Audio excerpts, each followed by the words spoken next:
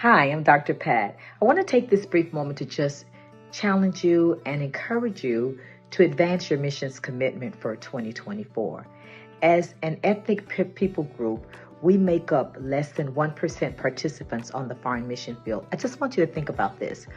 3/4 of the world is a world of color. So that's 3/4 of 8 billion people are people that look like you and me.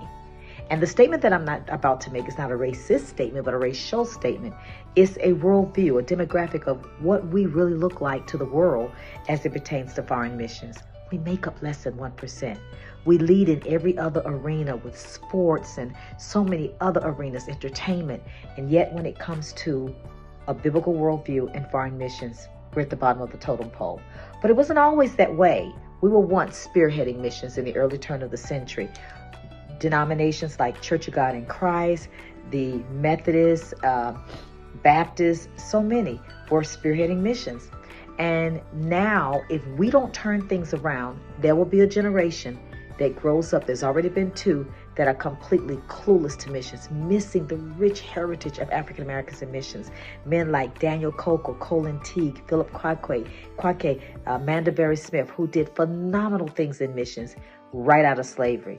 Why am I saying this? In 2024, we're facing things where the global elites, which are the World Bank, IMF, United Nations, World Economic Forum, are putting pressure on developing nations from the Caribbean islands to the continent of Africa to bow to an agenda that is an anti-Christ agenda, a non-biblical agenda concerning gender and a lot of things. And if those nations don't bow to this New World Order or the order of the elites that they want to push in curriculum to our children, it's happening in the United States, they then, and it's under the disguise of what's called comprehensive sex education, and so many things that if they don't get the gospel of the kingdom, the gospel in 4D, and reach those nations and empower nations like God told us to do.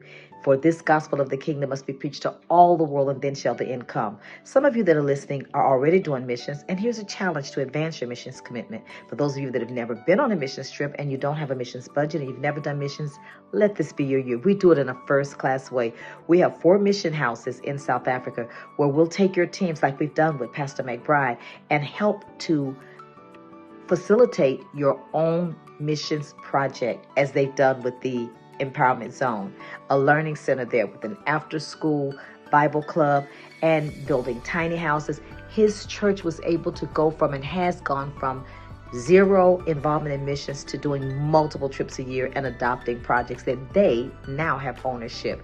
The congregation looks forward to it as the teams come back and get a chance to see the impact that the church is making in the nations. We'd like to do the very same for you. We have first-class facilities with living, first-class when it comes to your food, your lodging. It's done in a very first-class way, and we'd love to take all of the struggle or stress or challenge or questions out of how to get involved in missions and how to get your people on the field. We're called to mobilize our people to the foreign mission field, and we'd love to be your arms and your feet extended and expand your reach to the nations. God bless you. Please get in touch with us, and we'd love to connect together. And the very same thing that we've been able to do with Tabernacle of Faith, our heart pants to do the same for you. God bless you.